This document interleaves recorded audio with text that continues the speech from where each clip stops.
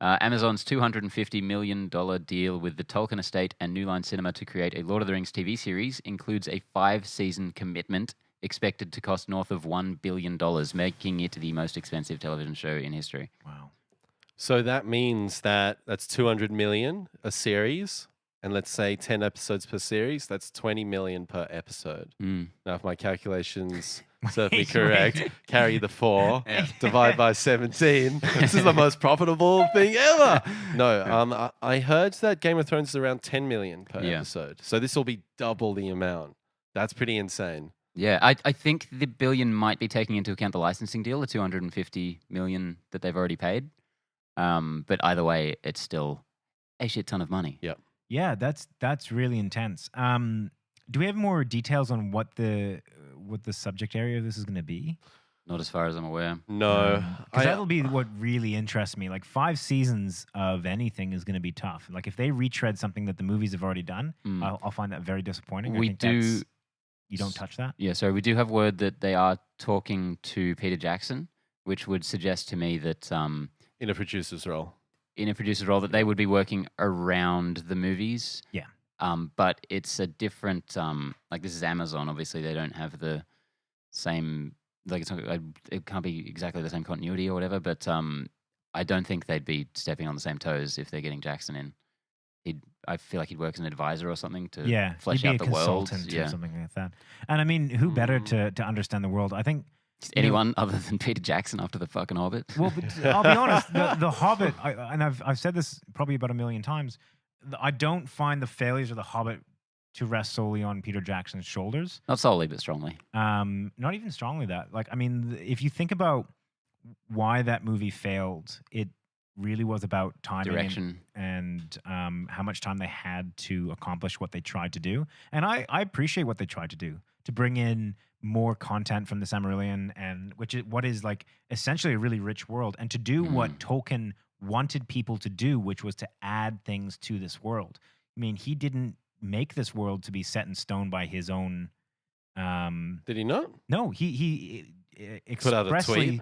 expressly said that, and his son has expanded upon this, saying that he built a world that he wanted other people to add on to. Okay. So I think that, fair play for him, trying to add a little bit. I like that you've kind of you haven't said it. You kind of danced around it, but you've kind of been like Tolkien would be okay with the Hobbit movies. Not what I said. But you're kind of like in that area. The issue with the Hobbit Tolkien movies... didn't want any movies. Tolkien expressly said he didn't think it was able to. Did that animated one come out when he was alive? Yeah, he hated it. Yeah. He hated it. Yeah, that's sort of like mid-70s. Was a weird one. Yeah.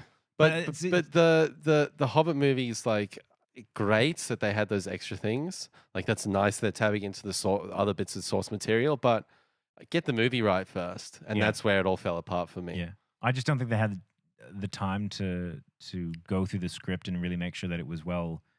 Well, I think they written. did until they added the third movie. And I think that was a big part of everything falling apart, because they had to cram in so much more and switch things around, and it ended up just being so unengaging.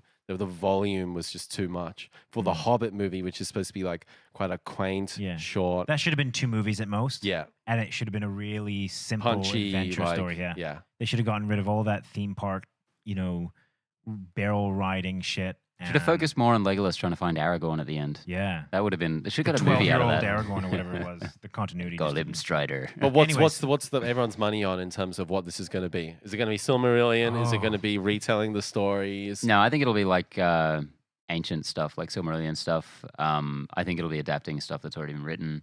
Yeah. And I think it'll be set well outside of the time frame of the stuff we've already seen. I think that they'll try their hardest to avoid any other characters that exist in And Lord of the try Rings. not to contradict stuff we've already seen, and try to just subtly be like, yeah, this goes with the stuff you already know and love. And I mean, that would be Not the best thing. against I'd it. be really disappointed if they tried to, I guess, fuck with the continuity, because I think that they have a really cool opportunity here. Like, I really like the idea of a Lord of the Rings, episode by episode style Game of Thrones type thing. I think that this world is well suited to it, and we know that it works with Game of Thrones. Yeah. And this is basically the template for every Game of Thrones type novel that has come out in the last 50 years or whatever it is. Like this But is the this thing is, what Game of Thrones created has this such shit. good characters, and I haven't read the Silmarillion, But they I- could make you know, Yeah. They yeah, could- I hope they can. So, I But mean, like, really, the- if you get the right team on this, you can. But they Yeah. really Yeah. didn't get it right in The Hobbit. The Lord of the Mm. Rings has. I mean, The Hobbit had good characters. Like the source material that they had was good. But what was up on screen? fine. It's pretty thin. Like it's Yeah. a children's book. And I think that the precursor stuff, like the ancient stuff, is vague enough that they would be able to, like. I mean, it's all big picture stuff. Yeah, so they could insert. They could make the characters whatever they want, and Yeah. like you said, George, if they get the right team, then Yeah. they could do something They very could interesting. they could with it. do like the Fall of Numenor. I reckon that would be a sick storyline to go along. And I know that one. Yeah, it's the entire timeline that kind of set up. Okay. And it involves Sauron, so there's some connectivity in that, and it really kind of shows the fall of grace for men, and why they came to Middle Earth and all that Okay. kind of stuff. It's a very cool. It's like Atlantis essentially. Okay. That would work great, especially having Sauron involved in it, because he could be like the one character who very easily carries Yeah. over because Yeah. he's not much of a character in the movies, and you could Exactly. really flesh him out to make those movies more interesting. Which Yeah. And that's the really cool thing, because in the book, and I guess in the kind of extended universe around it, Mm. he's kind of this tragic villain. Like, he wanted to do, like, he had a goal, and I kind of ultimately it turned out that he kind of went about it the wrong way. But, he's not just the bad guy. And I Mm. think that if you explored that in this series, then it'd be a really cool thing to see. And it might make the Lord of the Rings arguably better. Yeah, I agree. So, best of luck to I'm this. pumped. I'm deal. pumped. Hopefully, Amazon get it right.